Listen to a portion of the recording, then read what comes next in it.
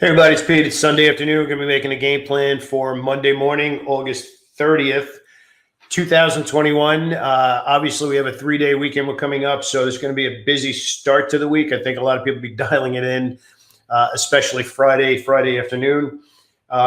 Interesting day on Friday. If you remember, we kind of predicted what was going to happen on Friday prior to Jerome Powell speaking. We actually spoke about it quite a bit the previous day. And it had a lot to do with the market internals and specifically the VIX. And if we zoom out to the 5-minute chart and take a look at it over a couple of days here, this was the bombing in Afghanistan, and things got really ugly pretty quickly. But other than that day, we've pretty much been trending down in the VIX. We haven't really seen any move to the upside over multiple days. And generally speaking, when we have seen the market roll over on a little bit of a bigger picture, we'll see the market going up. And as the market's going up, we'll also see the VIX going up a couple of days before that happens. And we usually have a conversation in the community around, I don't understand, isn't the market supposed to be going down when the VIX goes up? And it really comes down to that it's a forecasting tool or a discounting mechanism where it happens before. The VIX, just to give you some context, the VIX premiums will expand as anticipated volume will expand. So that means the cost of buying options will go higher when options market makers expect a decline and or increased volatility. And we did not see that while heading into the Jerome Powell speech on Friday, or the couple of statements. I wouldn't even call it a speech. It was more him just putting statements out heading into Friday morning. So we kind of had a pretty good feeling that Friday was going to be a bullish day. It was a day to take advantage of. It was a day to kind of hang on to some of the swing trades that we had. However, and I don't mean to throw some. Anyway, that's lesson number one.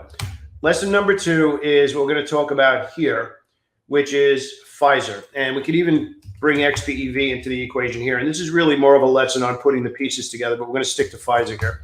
So obviously the FDA announcement happened. The stock was pretty much a rock star for almost 2 months heading into the FDA announcement. Then the FDA announcement come out, and we're kind of just dancing around and going down. And we've actually been kind of waiting for these stocks to actually bounce.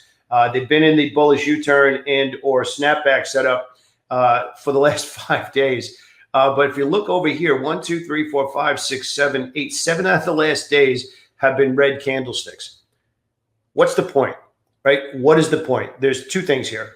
The price action prior to the FDA announcement, and then the price action after the FDA announcement. And we could talk about XPEV in that same vein, where XPEV was a fireball to the upside.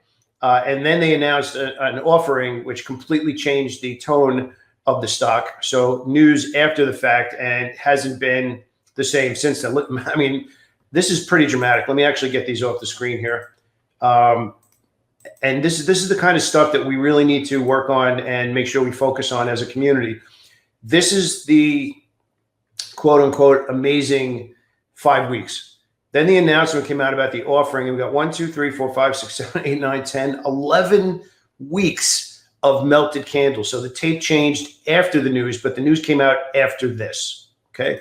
So hopping our way over into the SPY and how that reflects to the bigger picture of what I am leaning towards expecting heading into Monday and Tuesday, at least of the new week, is I gave you that whole big rundown because I'm expecting selling.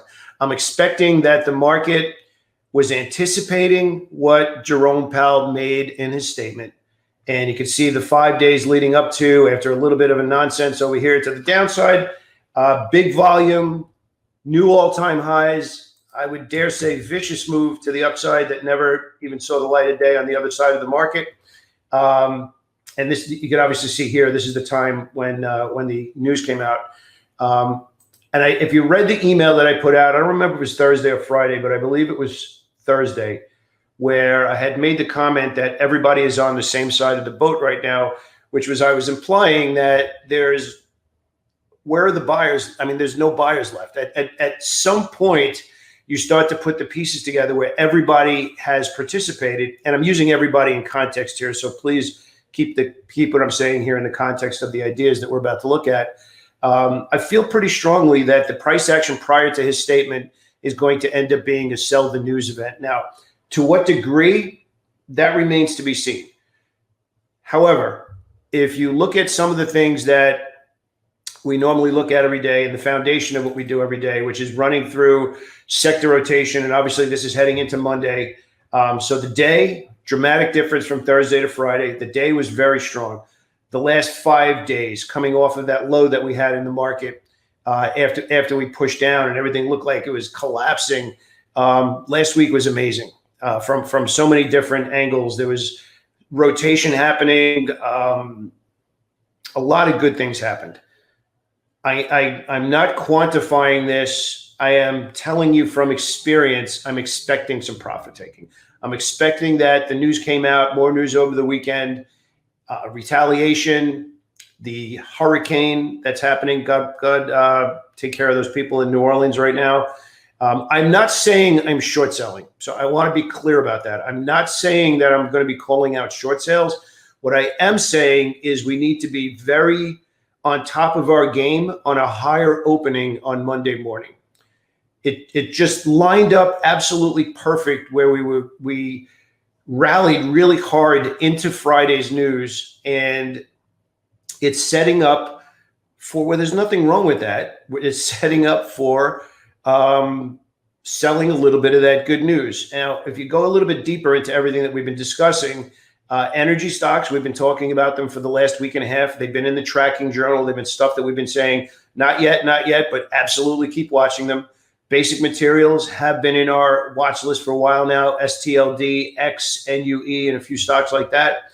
Technology, interestingly, it's been large cap tech stocks, but Apple not participating at all. Microsoft had a good week. Facebook had a good week.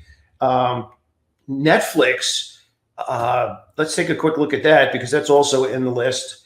Netflix just rocketed right up into that 560 level that we've been watching for a while.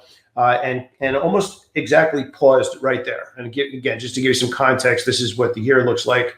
And Netflix really hasn't been in play from an active trading order flow perspective, but that's a big number. So if we take a look at Microsoft and obviously what Facebook did, Microsoft from a longer term perspective broke out to all-time highs, pulled back, traded into a bullish U-turn. So we're looking for that to regain. Facebook finally showing some signs of life after earnings coming out, and the stock now finally broke out. Let me actually get these guys off the screen as well. So larger cap stocks other than Apple, which also traded into a bullish U-turn, but that bullish U-turn is in the middle of this 2-month trading range. We're seeing the larger cap stocks hold the bid, and they're not really extended at this point, which is pretty interesting. So it's going to be interesting to see if they melt a little bit lower and give us better opportunities to buy closer to either the 20 or the 50. We'll see. But you can see where Microsoft found the bid well above the 20. So again, I'm not forecasting tomorrow. I am telling you that that's what I'm expecting. And I want to I want to give you the mindset where when you go into the day, you go into the week where you have to go in with an expectation. You have to go in with a bias. Otherwise, you wouldn't have conviction to put risk on in the first place. Now, that's different from an opinion. And I want to make that clear. An opinion is something that's very hard to change because you're like, no, that's what's definitely going to happen. I'm going in with a bias, putting the pieces together of what I'm expecting to see. If that doesn't unfold, of course, I'm still going to be aggressively looking for longs.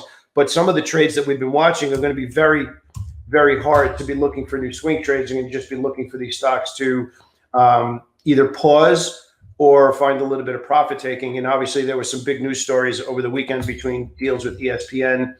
You can see here, this is actually a 23% move. Actually, it was a little bit more than that. That was just over to there. It rallied all the way up there, which was closer to a 33%. Ended up closing close to 27%. So the online casinos and the casino stocks had a really big move last week. Even DraftKings caught a bid, which had a little bit of profit taking. Couldn't quite get through this breakout level. So that's going to be interesting to see. But there's a lot going on. So if you happen to be a new trader, you happen to be a new trader in the boot camp, you happen to be swing trading only, we are in a market where you need to really be dialed in on what you expect. If it happens, you trade confidently. If it doesn't happen, you have to be perfectly okay with doing nothing.